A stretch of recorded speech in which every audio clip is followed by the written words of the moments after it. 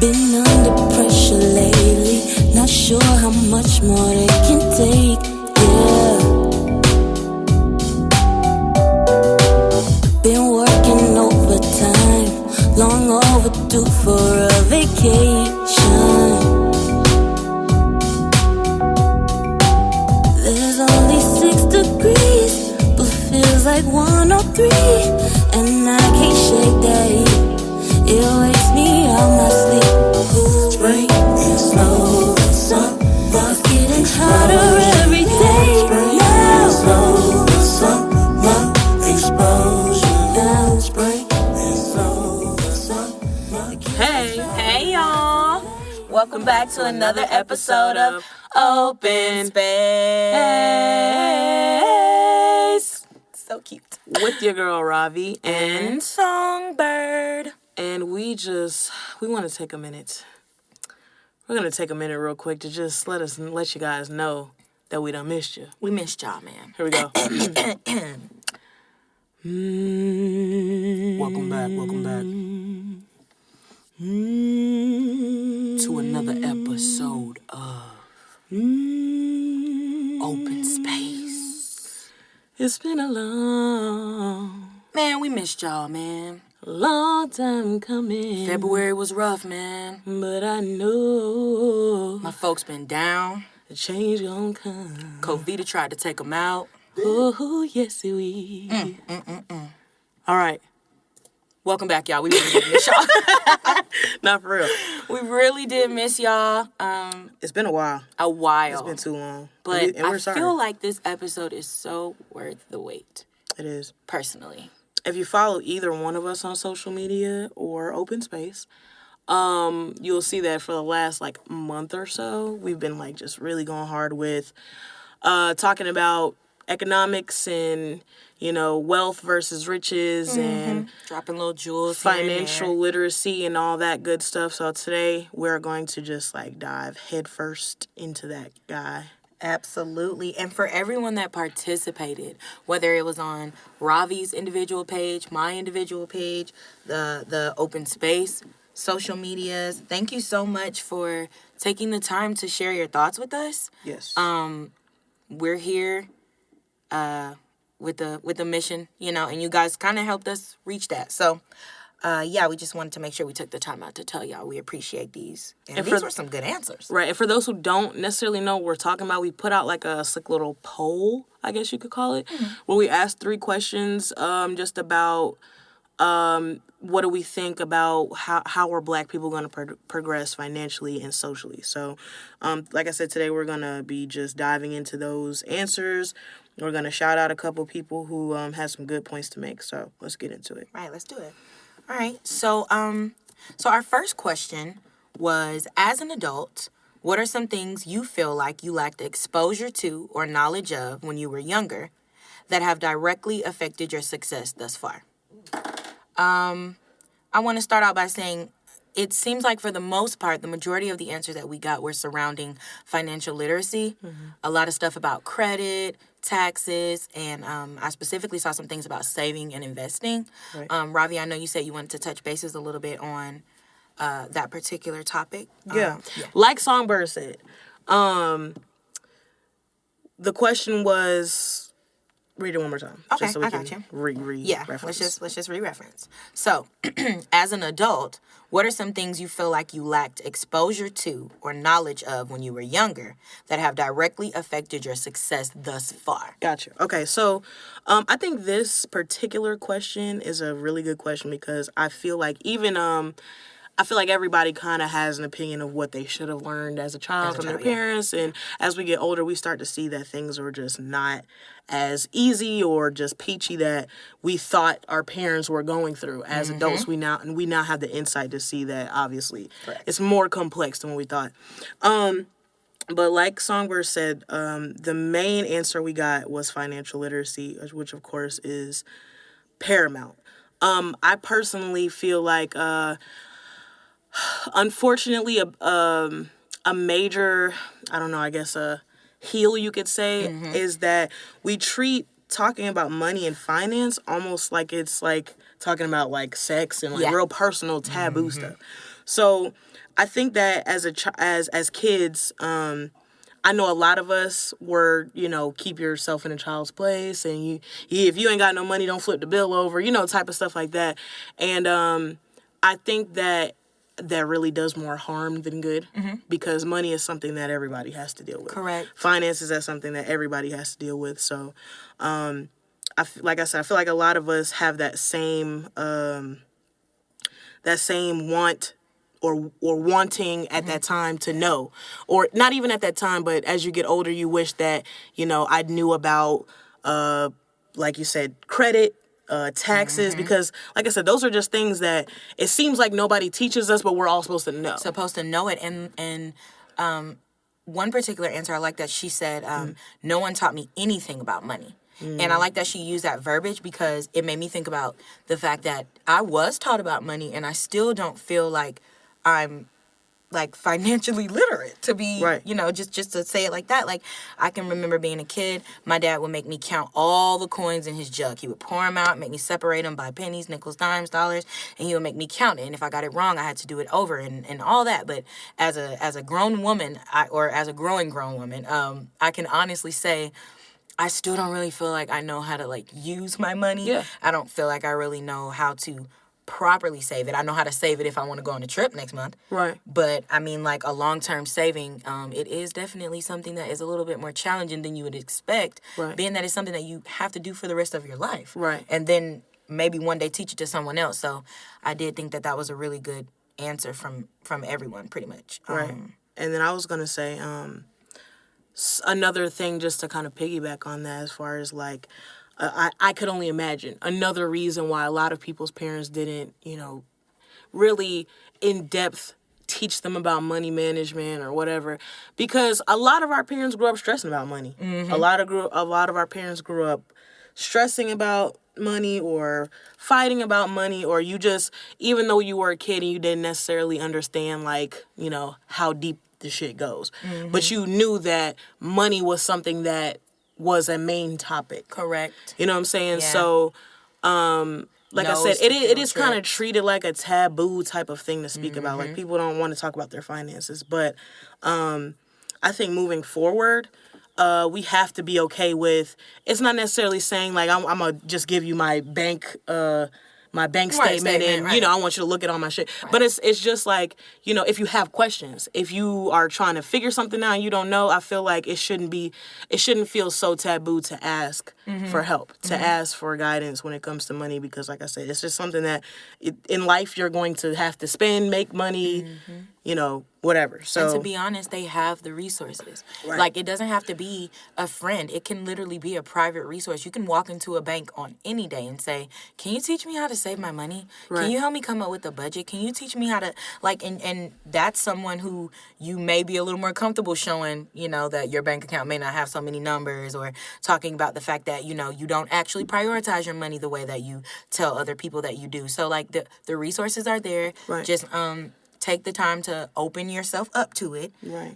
It's okay not to know how to do things. It's not okay to have access to the knowledge and not take it. Right. So, with that being said, I think that's a great segue to move into question number 2. Okay. So the next question is, what do you feel like needs to happen for people of color, specifically Black people, to obtain social and financial equity? And I do want to say that I appreciated these answers the most. These were some of the best, most thought-provoking answers. Overall, before we get into the specific answers that we like and shout out a few of our followers, I like that a lot of people talked about reparations and, again, mentioned, like, financial literacy. Because, like I said, just even how I spoke about, I don't actually know what to do with my money. Having that knowledge, understanding what that means, and then the reparations, something that, of course, is well overdue. I'm not too knowledgeable on where we even really need to start to actually physically get the reparations that we deserve. But it is definitely something that I feel like would advance us as a people a lot. talking about reparations specifically? Yeah. Gotcha. Yeah. So moving into the specific answers, would you like to? go first? Yeah, I'm about to say, well, I wanted to touch back on the reparations thing. Okay. I feel like, to be real, there's not an amount that would... There's a money amount that would make sure that people are straight. Mm-hmm. But there's no, like, quantitative amount, mm-hmm. That would make up for certain things. And sadly, in this country, I feel like we probably won't see any reparations. Yeah.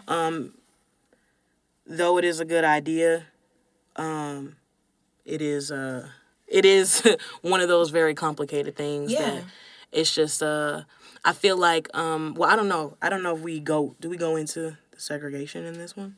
In this part? Okay, yeah. Mm-hmm. Okay, so I'm right. Right. Okay. So moving into some of our followers, we want to give a shout out to Ashley Snow, Simone Stewart, and Monica Smith. I was going to call you Henry Girl, but you are married. Monica Smith. Put some respect on her name. Thank you guys so much for your answers specifically. We really, really liked these. We're going to start with Ashley's answer. Her answer to question number 2, which, let me just repeat the question for reference. What do you feel like needs to happen for people of color, specifically Black people, to obtain social and financial equity? Ashley's answer was, discontinue the glorification of wasteful spending on designer. Ravi, I'm going to let you tear into that, and I'll piggyback.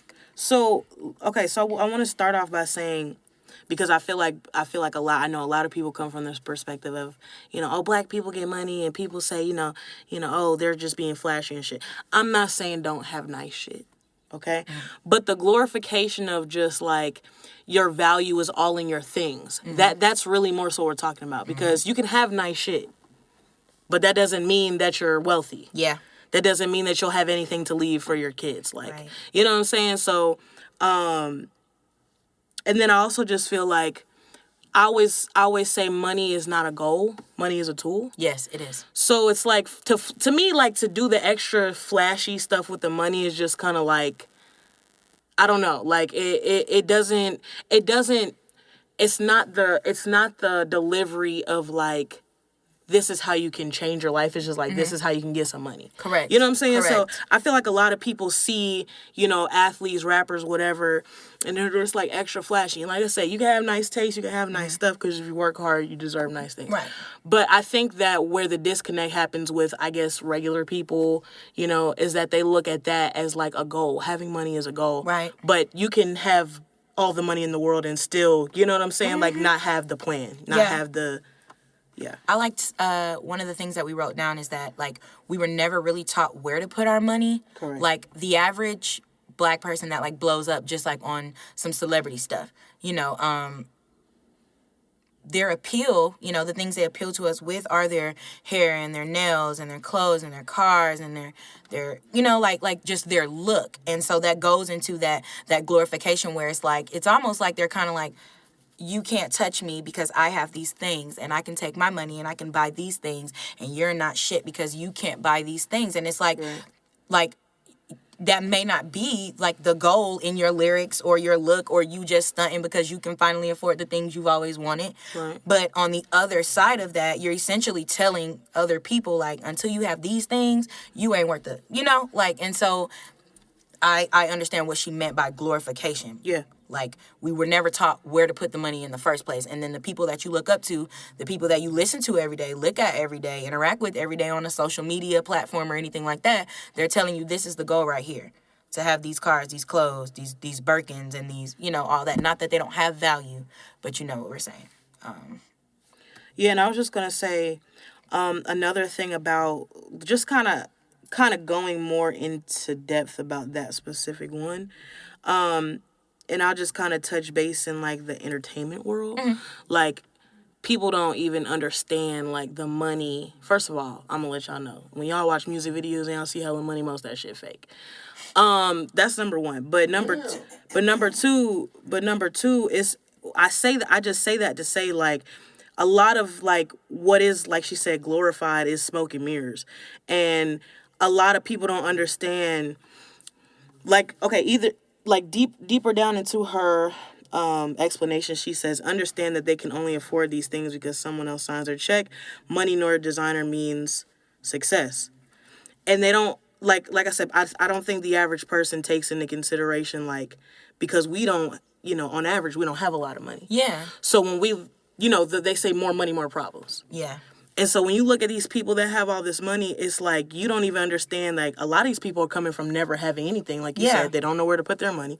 And they blow a lot of their money and are broke, don't have stuff to pass on to their family. Yeah. They don't have stuff that's, like, actually considered wealth versus rich. Rich is like, I have $1 million in my life, but I don't have anything to leave for my kids, Right. Okay, so we're going to get into the second response.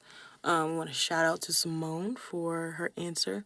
And so her answer to the second question was in reference to having access to psychology, more information about psychology, and also coping with mental health in the Black community. Simone, I love that answer. I do work in Black mental health.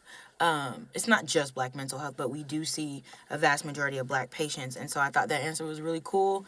Something that I wrote down when I thought of your response is that Black people don't understand the control of the mind because we're pretty much indoctrinated into religion before we're ever taught about, like, self-awareness, I feel like. So, like, a lot of times people aren't interested in asking for, like, help. Like, because we don't believe in help.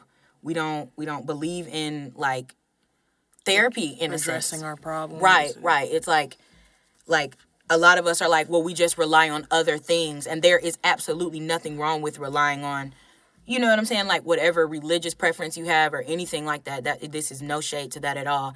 I just mean that it just seems like there's never really, like, that part where you have to kind of dig deep into, like, right, like, yourself and understand yourself, understand your mind, right, that you have the power to control it in most of your circumstances. Correct.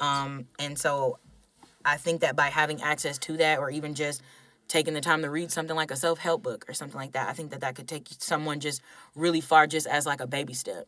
Right. But I do think that is where that hindrance begins, just, like, with that reliance on, I guess, like, I don't want to say reliance on religion. It makes it seem like I think what it is there's a difference between coping with something, masking something, and then addressing the problem. Right. So I think that in general, people, I feel like it's easier to cope and to mask than to address, of course, with most things. So, but I just feel like in the Black community, especially because of a lot of trauma, similar traumas that we share because of our experience, it is hard to, like, really sit down with yourself and be like, damn, like, this fucked me up, this, or this, this made me feel a certain type of way, or, this particular event, I don't even know how necessarily it may have affected me, but I know it has. And then that's where, going to seek help comes in. Right. Which a lot of us, either don't have access to.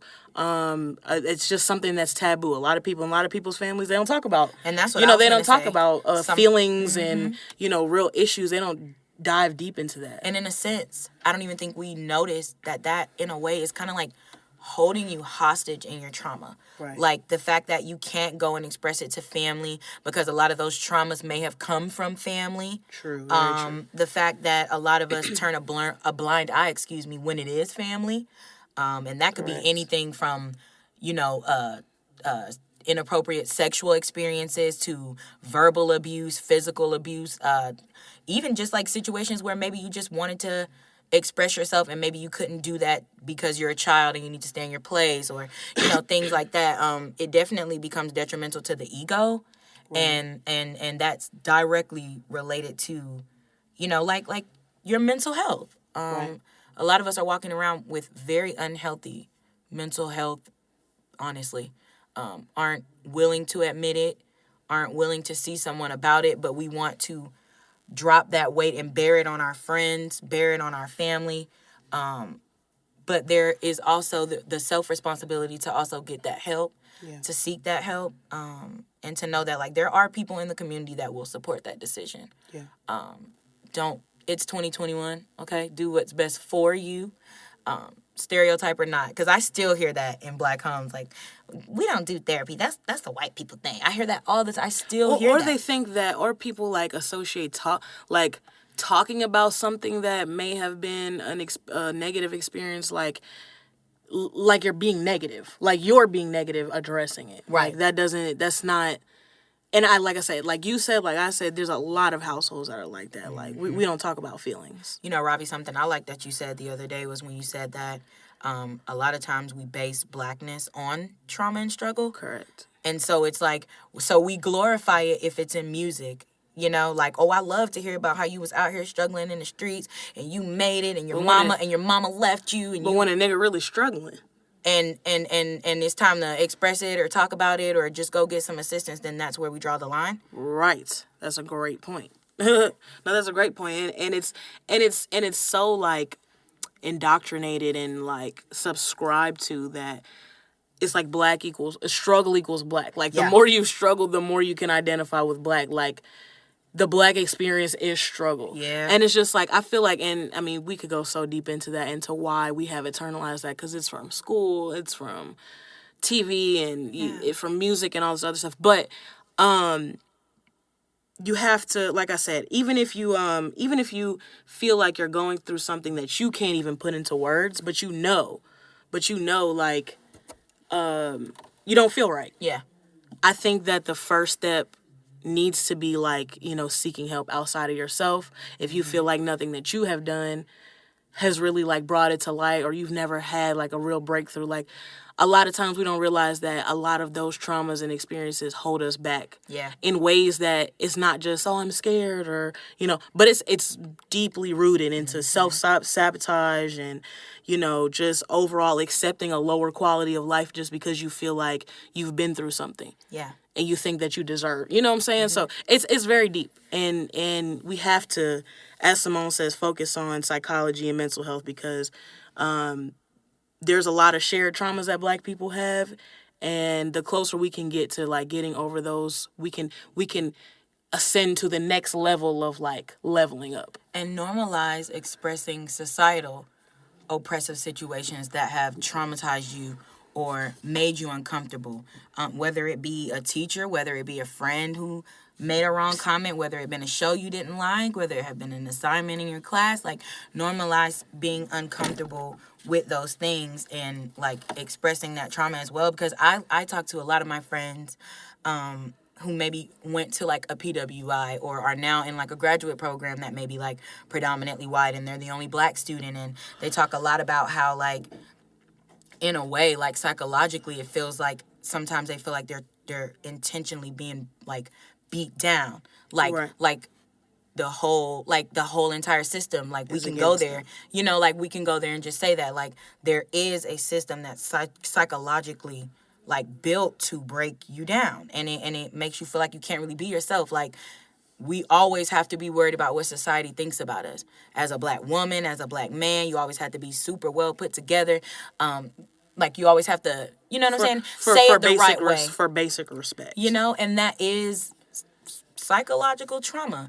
Code switching and all that. The fact that all of that even exists and you have to do all of that. Your survival tactics. You know, like, and that is a lot on you. So make sure that you do take that time to cater to your mental health, even if that means winding down and turning off your code switching and taking off your wig and wearing your nappy natural hair and letting your little peach fuzz grow into a full beard or whatever it is that makes you feel like you.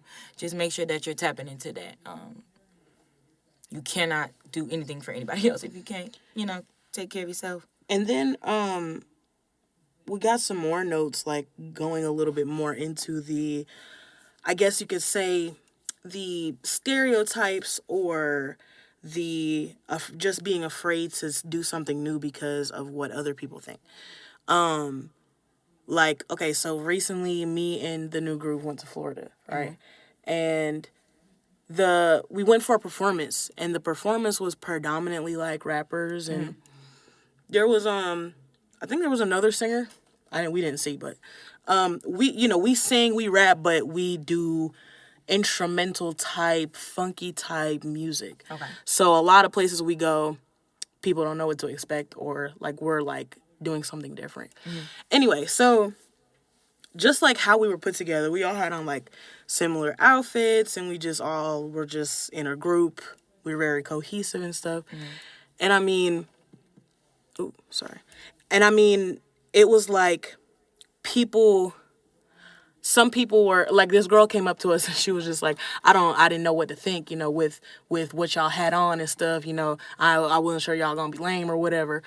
And it was just funny to me because it's just like going back to like what you were talking about, code switching and just survival things. It's like, what kind of black person are you? Like, people think there's only one kind of black person. Yeah. You know what I'm saying? It's like they only think there's a hood type of black person. And it's crazy because even other black people have internalized that. So when they see black people who might not have a particular accent, or, you know, they just carry themselves in a different way, their blackness is in question. Yeah. And it's just like, if you can't relate to certain traumas or struggles or whatever, like, you're not black enough. Right. You know what I'm saying? So I do agree. That's actually a great segue into Monica's answer. So just one more time to reference the question. The question is, what do you feel, you know, the black community needs to do to achieve social and financial equity? Monica's answer was segregation. preach. It was just the word. It was just segregation.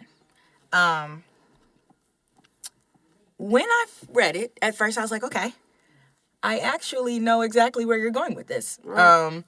So just a few little notes that we gathered. The first thing that we wrote down is that there is nothing wrong with doing things that are specifically for black advancement. Other cultures do it. And they do it unapologetically. They don't apologize for their schools. They don't apologize for their elite after-school programs and country clubs. They don't apologize for their businesses where they only hire their people. They don't apologize for it. And we need to stop apologizing for it. There is nothing wrong with doing things that are specifically for black advancement. Ravi, I'm going to let you tag in. Okay. And give your 2 cents on that. What's crazy is, you know, a lot of times when you... I know a lot of people, including myself, that kind of come from that same perspective. Like, it's not about the cohabitation of, like, living in surrounding areas with other people from other countries or other backgrounds or cultures, but it's the focus on your own. Yeah. You know what I'm saying? Like, where it counts, especially, you need to be fucking with your people. Yeah. That's how I personally feel. Because nobody's going to have you like your people. And yes, we've been through a lot of things as a whole that have affected us and, you know, negatively affected each other via each other. Right. You know what I'm saying? But I personally just feel like we live in very different worlds. Yes, yes. Being black in America is like Cat Williams said, like being a lion in a zoo. You know? It's on some shit that's like, people are going to look from the outside like, oh, you have it fine. Like, look, you have this and that, and you're good. There's no reason. But meanwhile, it's like, you know that what you've been through to get to this place, and people are, like, minimizing that experience. Yeah. So I personally believe that, you know, and a lot of people will say, you know, as far as segregation, they're like, well, you know, back in the day, you know, separate but equal. And I'm like, I feel that, but it's not back in the day. Right. We have our own shit. We have our own shit on a way larger scale than, you know what I'm saying, than we did previously. As far as we've got schools, we've got doctors, we've got lawyers, we've got banks, we got all this other stuff.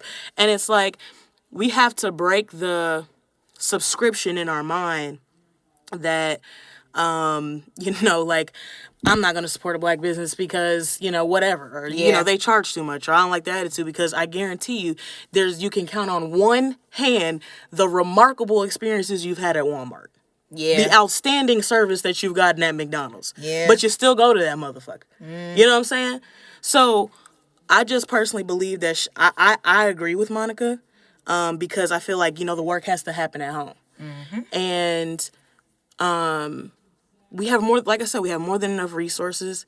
And I feel like like you said, everybody feels like we have to include them. Yes. Inclusion always has to be. And coming from us. We're the only ones that people want people to do that. And I like Facebook. I comment on a lot of stuff when it comes to like certain political things or whatever on Facebook.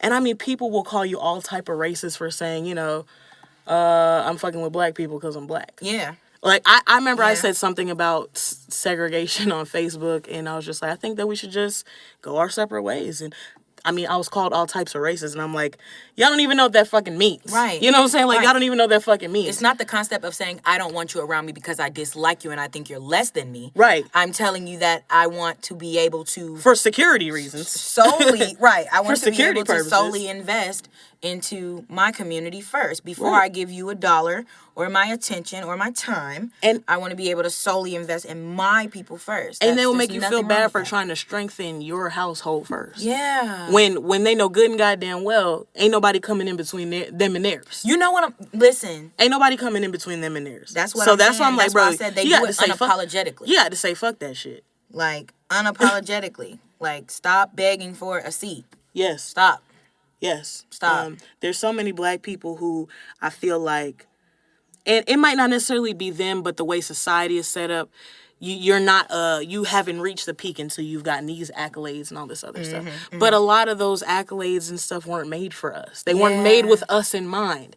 So there are a lot of great actors and musicians that will never get an Oscar and will never get a Grammy because that shit wasn't designed for us. Mm-hmm. But that does not diminish their achievements in any sort of way. Right. It doesn't diminish their achievements in any sort of way. Because going back to it, people want to take care of their people. We need to have our own fucking award shows. Yeah. You know what I'm saying? And that goes into, just like you said, you want to take care of your people first. You go to predominantly Spanish neighborhoods. They got the kids working in the store. Yep. They got the kids working here and there. Everybody's doing family business. They all get up and go to work together. You know what I'm saying? In the Asian community, they got the kids working in bed doing homework in the back. Yes, literally. Literally. And that's fine. Like, that's what you're supposed to do. Yes. That's what you're supposed to do. So that is very important. I see it happening. It is. There's a shift happening. There definitely is a shift happening. I follow like Derek and I feel so disrespectful not knowing his wife's name, but Derek Grace.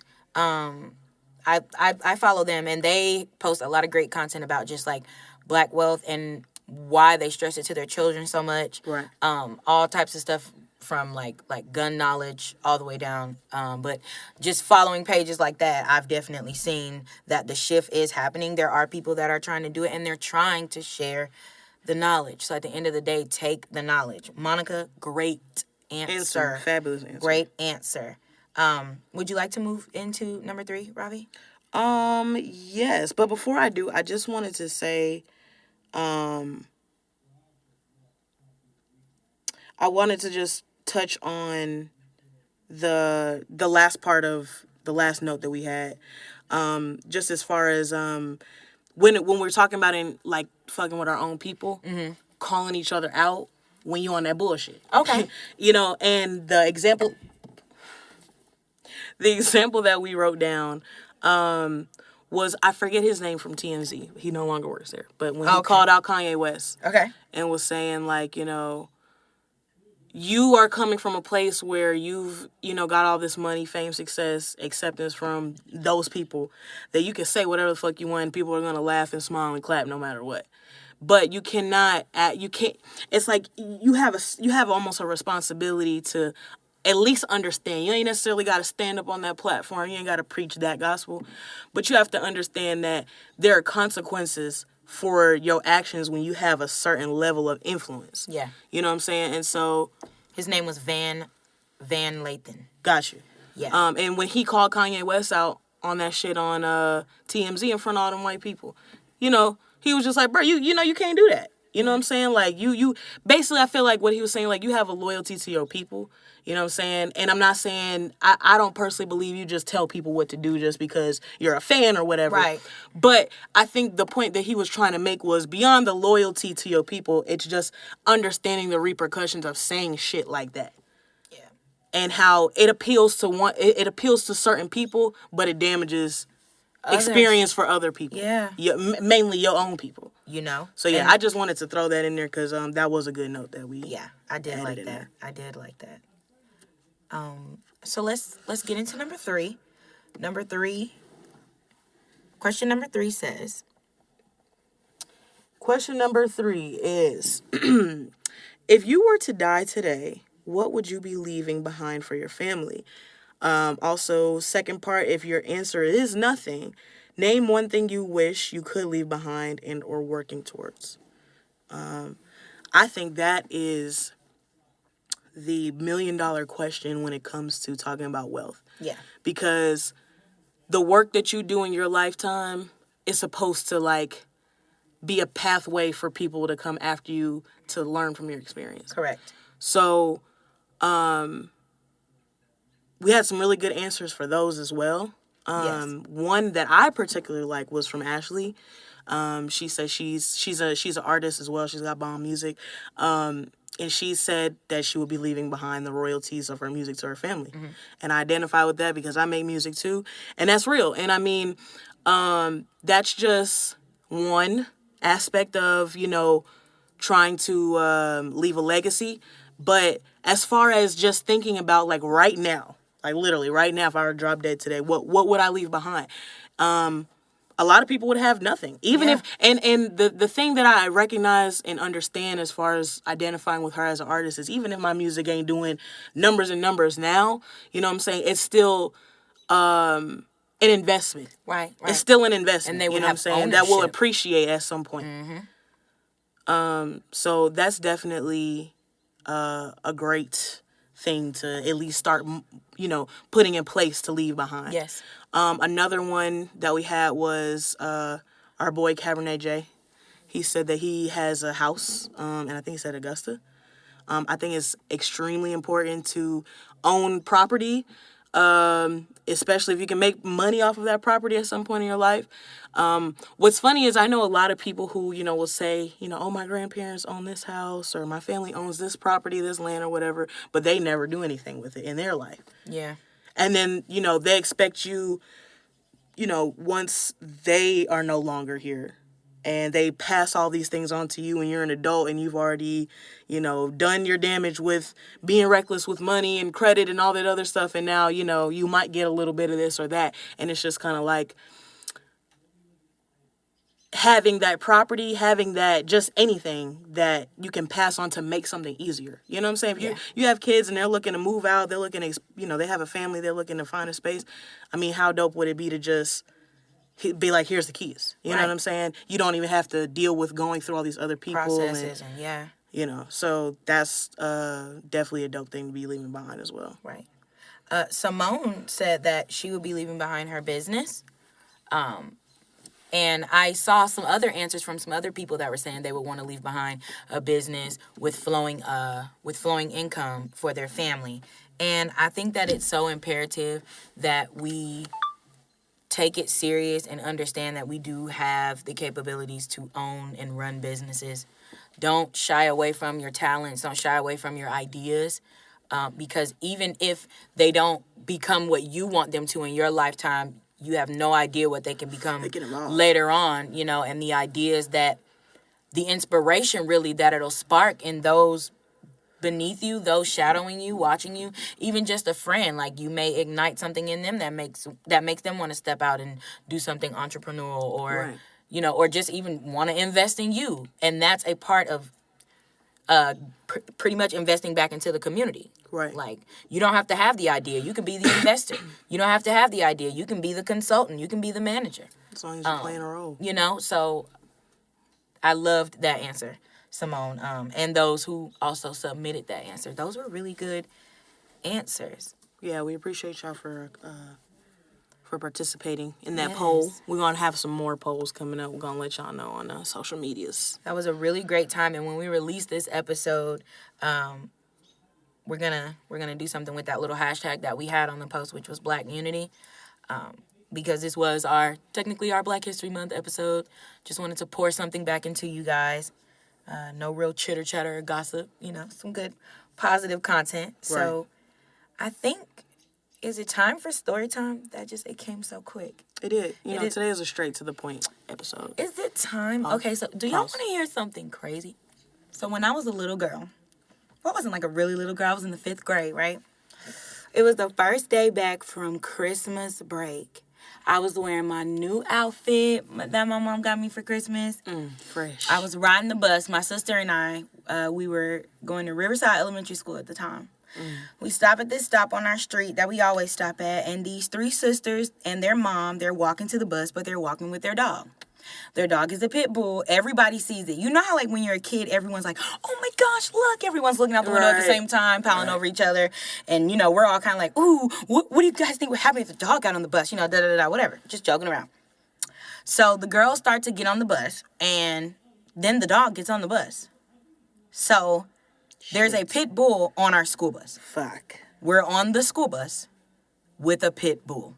So everyone's screaming. Now, if you know anything about dogs, which I don't know much about dogs, but I know that loud noises excite them or either get them riled up. So all that screaming, this dog is kind of like, oh my gosh, all these people. The dog freaked out too. Right. The dog's like, oh my God, all these people, all this noise, what's going on? The dog's panting up and down the aisle. We're standing on top of our seats. And you know how bus seats are, so not the seat part that your butt goes back on, part. but the back part. We're up there, okay? Like, we're off. I'm already terrified of dogs. Like, at this point in my life, I did own a dog as a child. His name was Crisco. He was an all-white German Shepherd. Ask my dad about it. Don't ask me. Yes, they named him Crisco. And I was terrified of him. I used to have to go and feed him, and I just really dreaded those moments. I was very scared of the dog for my entire childhood. My dad didn't understand it. I was scared of dogs. So the dog goes down, up and down the aisle. The dog comes to my book bag. I've always been a bring your lunch kind of girl. And I had my lunch, and the dog smelled my book bag. And the dog jumped up on me and knocked me down off the seat. So I fall down into the aisle with my new outfit on. Damn. I am now on the dirty aisle of the bus. And that shit do be dirty as a motherfucker. Dirty. So anyway, I'm on the floor, and some of y'all who listen to this, if you were there and you remember, I really want you to comment or come say something in the DM, because this was Georgia national news alert. This literally happened in Mableton, Georgia, Austell, Georgia, something like that. We were on the street off of Hillcrest. Darn it, I can't think of it right now. But anyway, the point is, I fell over. I'm on the ground. The dog starts attacking me. So the dog is biting at my knee. I still have the scars on my left knee. The dog is biting at my knee. You know how we call them our vampire teeth? Our canines. Yeah, our canine teeth. One of his canine teeth is on the opposite side of my knee, and then his other tooth is on. So he got me locked in, and he's just going crazy. Yeah. I'm screaming, I'm hollering. Oh my gosh, terrifying experience. My sister's seat was right next to mine. So I'm trying to kick the dog to make sure the dog doesn't hop off me, go to my little sister. Right. It's just a terrifying experience. Bus driver finally comes. Still to this day, I want to know what the hell she was doing. But the bus driver finally came. She wound up telling it in court, but I'll get to that part. The bus driver finally came. Not court. And she gets the dog. She literally just yanks the dog off me. The dog turns around like he knows her and just goes off the bus like, oh, okay, you want me to leave? Cool. And I'm just like, wow, I'm crying, I'm bleeding, damn. I'm distraught. It's 6-something in the morning. It's elementary school. I try to get up. The ambulance comes. They get me off the bus. I'm on the ambulance. I'm like, somebody needs to call my mom. What is going to happen to my little sister? Whatever. So I get to the hospital. My parents come. They try to force these painkillers down my throat to get me to like relax and calm down. I have a terrible time trying to swallow these pills. My dad is screaming at me, take the pill. I'm like, Dad, I'm freaking out. I don't need you to be screaming at me. But the thing they didn't consider is that I hadn't had breakfast. So I threw up in them people's hospital because they gave me pills on an empty stomach. Damn. And I'm like 11 years old. Damn. But long story short, I go home. I'm in bed. They wrapped me up. They gave my mom bandages, told me what to do because they didn't want to stitch it because they hadn't had confirmation if the dog had rabies or not or whatever. So they didn't know what they were gonna have to do because the white meat was hanging out. I'm sorry if y'all are like graphic warning, stomach. Right? But fuck you mean? Yeah. So long story short, I get home and my parents are telling me that the news is coming to the house, and I'm like, what do you mean? Channel 5. And they're like, no, like WSBTV is coming to the house. And I'm like, coming to the house to do what? And they're like, interview you about the story. And I'm like, interview me? I don't know whose idea that was. I should really ask my mom if that was her or my aunt, because my aunt thought that was the funniest thing ever. Just that me sitting on that couch telling to come and testify, like, yeah, I got bit by a dog. On a school bus. But, I mean, who hears about that? Getting bit by a dog on the school bus. And you're probably surprised how many people can relate to you. Correct. They're probably like, this is my story. You know what I'm saying? We're soulmates. But... So, yeah, they come. I do the story. I literally saw myself on the news. It was the craziest experience of my little life. I wound up... I had a lot of pride even as a child, which is sad. But I had a lot of pride. So my mom didn't want me to ride the school bus. I was kind of traumatized, so I didn't ride the school bus for the remainder of the school year. I got to ride to school every single day. And I remember, like, they wanted me to be in a wheelchair. And I'm like, I'm not going to be in a wheelchair. And they're like, get in a wheelchair. You know, I'm like, I don't want to be in a wheelchair. Trying to get that so they're trying to get me to ride around in a wheelchair. Trying to get that chick, boy. Shut up, girl. They're trying to get me to ride around in this wheelchair. And I just remember, like, walking and trying to wear jeans out of vanity because some of the girls from school were saying that I was, you know, faking. And so instead of riding in the wheelchair, I'm trying to walk down the hallway to prove to them, you know, like, well, I got this and I'm not faking. You know, some girl, like literally young ladies that rode the school bus with me. And I still remember that to this day. Like the whole entire accusation that, I mean, like they flipped the whole story on me and made me the bad guy. I still don't understand that to this day, how I allowed that. Somebody should have got their ass beat at Riverside Elementary. You should have never let my dog bite you. Right. How dare you? You know, and so, crazy. But the crazy part about it is the knee wound up getting infected. And I wound up having to be admitted into the hospital you know, it was, I mean, I still have the pictures at home. That's too much. I mean, and it's January. It's a new year.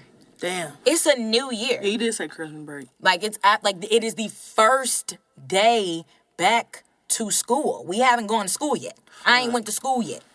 To graduate 5th grade. This supposed to be day number 1, second semester, that's the 5th last grade. day of goddamn...